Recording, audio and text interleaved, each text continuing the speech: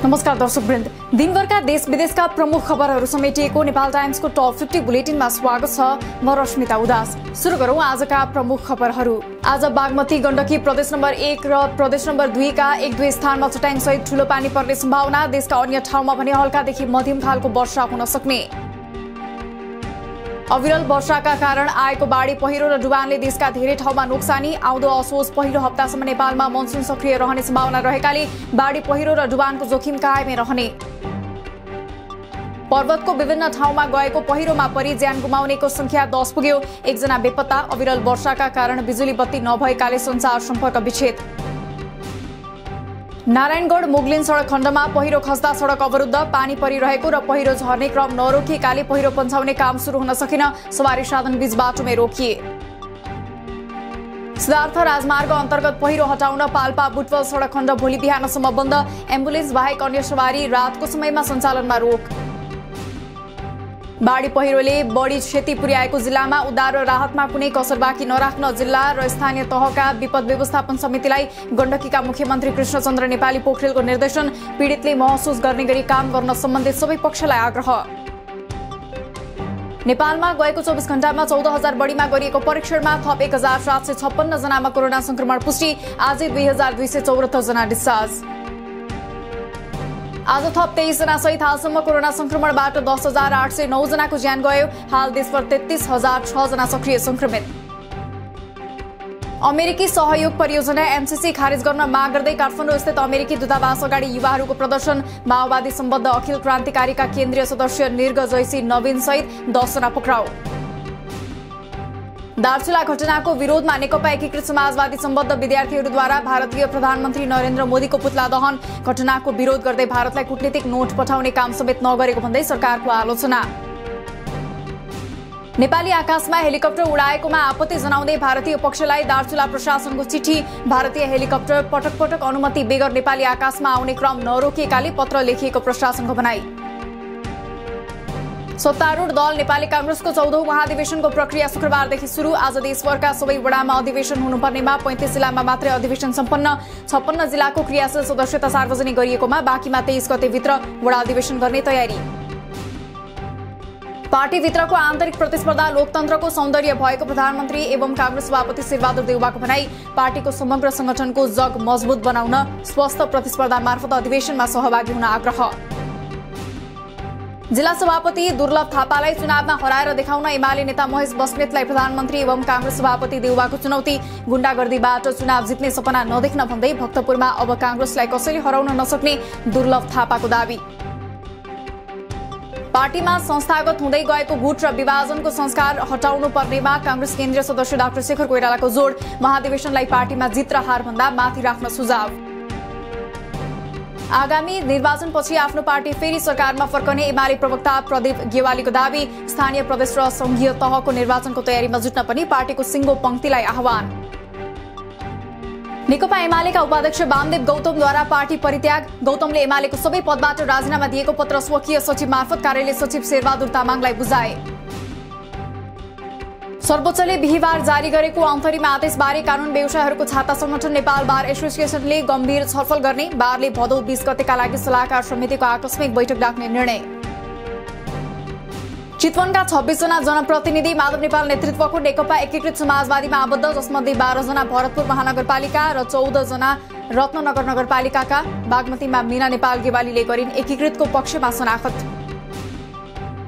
लुम्बिनी प्रदेशको मन्त्री परिषदमा हेरफेर तथा कार्यविभाजन। शहरी विकास मन्त्री डिल्ली बहादुर चौधरीलाई पर्यटन मन्त्रालयको पनि जिम्मेवारी। आर्थिक मामिला मन्त्री कृष्णध्वज खड्कालाई सहकारी मन्त्रालय र अजय बहादुर साईलाई उद्योग मन्त्रालयको जिम्मा। पेशागत तथा प्रगतिशील कानून व्यवसाय संगठन नेपाल पीपीएलए को कार्यक्रममा नेकपा एमालेका अध्यक्ष केपी शर्मा ओली नजाने। ललितपुरको च्यासलमा भएको कार्यक्रमको अध्यक्षता उपाध्यक्ष रमा श्रेष्ठले गर्दा एमाले स्थायी कमिटी सदस्य सुभाष नेमाङ अतिथि।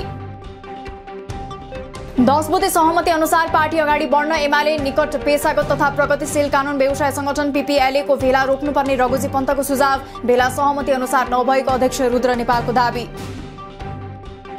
नेकपा एकीकृत समाजवादी दैलेखका अध्यक्ष वरुणनाथ योगीलाई पुरानै जिम्मेवारीमा फर्कन एमाले दैलेखको आग्रह।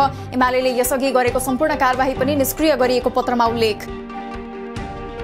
प्रदेश 2 मा नेकपा एमालेबाट विभाजन भएर बनेको नेकपा एकीकृत समाजवादी संसदमा एमाले भन्दा ठूलो दल बन्यो। एमालेका 21 सांसद मध्ये 11 जनाले बिहीबार एकीकृत समाजवादीका पक्षमा शनाखत गरेपछि एमाले 10 सिटमा खुम्चियो।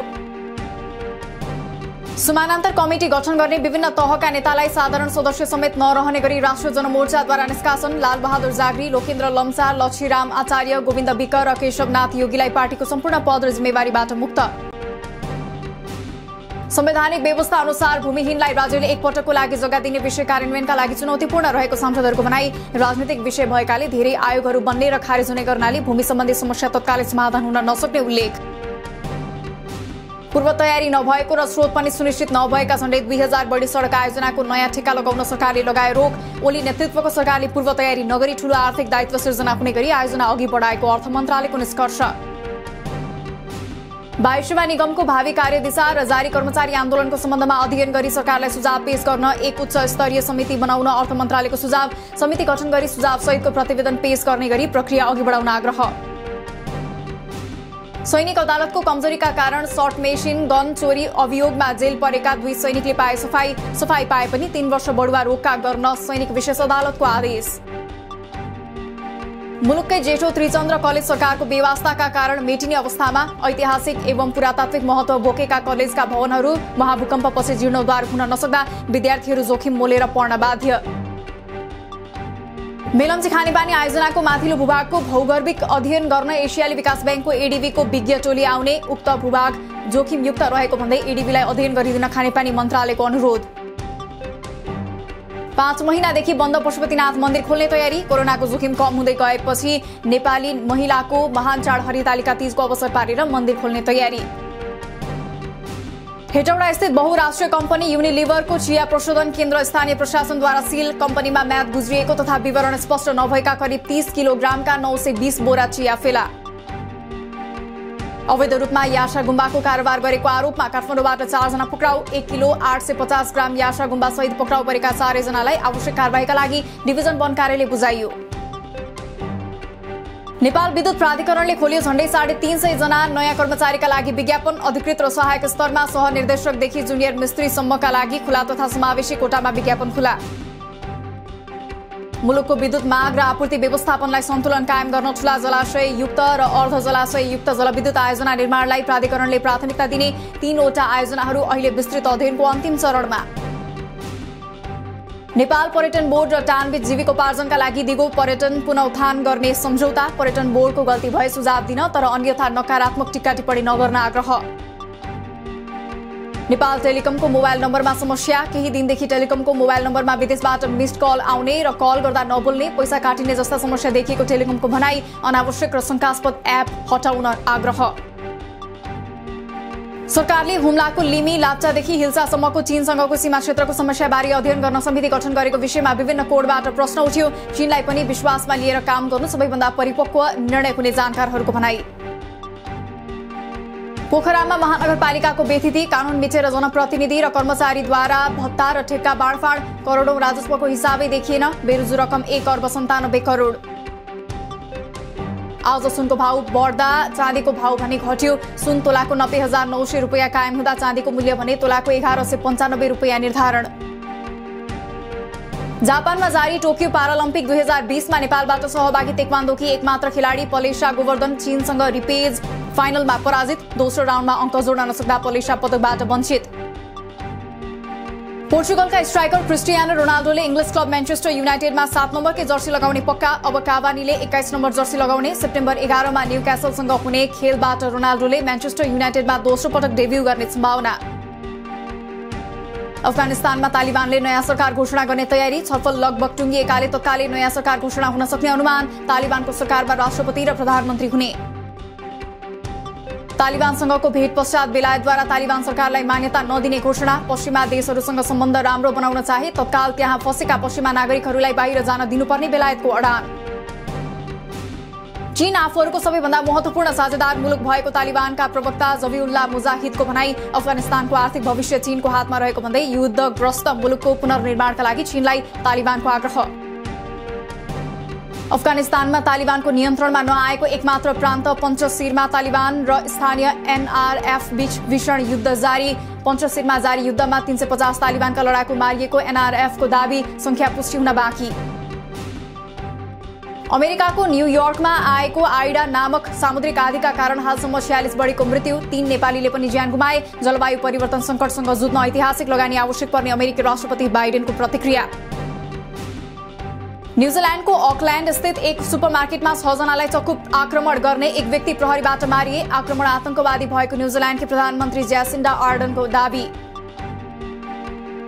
र अब पार्टी नेतृत्वको निर्वाचनमा नउठ्ने जापानका प्रधानमन्त्री योसिहिडे सुगाको घोषणा। यो महिनाभित्र प्रधानमन्त्री पद पनि छाड्ने संकेत। जापान अहिले पनि कोरोना संक्रमणका कारण आपतकालीन अवस्थामा। दिनभरका देश विदेशका प्रमुख खबरहरू समेटिएको नेपाल टाइम्सको टप 50 बुलेटिन अहिलेलाई सकियो। हामी भोलि टप 15 समाचारका साथ उपस्थित हुने नै छौं। नेपाल टाइम्सको युट्युब च्यानल सब्स्क्राइब गरिदिनु भएकोमा र फेसबुक पेज लाइक गरिदिनु भएकोमा धन्यवाद। ताजा खबरहरू नेपाल टाइम्सको अनलाइन पोर्टल www.nepaltimes.net मा पनि गएर हेर्न सक्नुहुनेछ। नेपाल टाइम्स हेर्दै गर्नुहोला। नमस्कार।